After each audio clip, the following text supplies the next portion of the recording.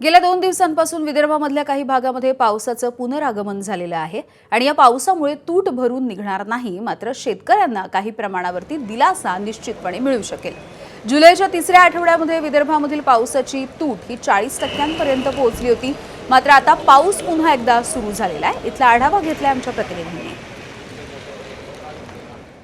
जुलैच्या तिसऱ्या आठवड्यापर्यंत विदर्भामध्ये जवळपास 40% ही पावसाची सरासरी तूट पाहायला मिळत होती।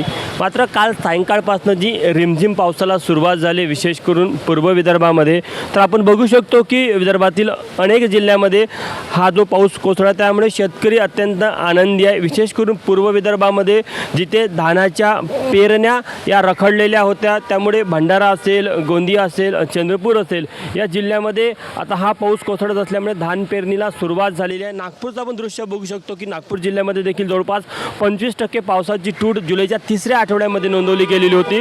मात्र काल सायंकाळपासून जो पाऊस संपूर्ण जिल्ह्यामध्ये पडत आहे, त्यामुळे निश्चितच शेतकऱ्यांना दिलासा आहे। या पावसामुळे जरी पावसाची सरासरी तूट भरून जरी निघत नसली, तरी मात्र शेतकऱ्यांना या पावसाची अत्यंत गरज होती, कारण की मागच्या साधारण 10 ते 12 दिवसापासून पावसाने उसंत घेतलेली होती। त्यामुळे शेतकरी याच पावसाची वाट पाहत होते। आपण बघू शकतो की नागपूरच्या रस्त्यावर जे दृश्य आपल्याला पाहायला मिळतं, अत्यंत आल्हाददायक असं वातावरण झालेलं आहे।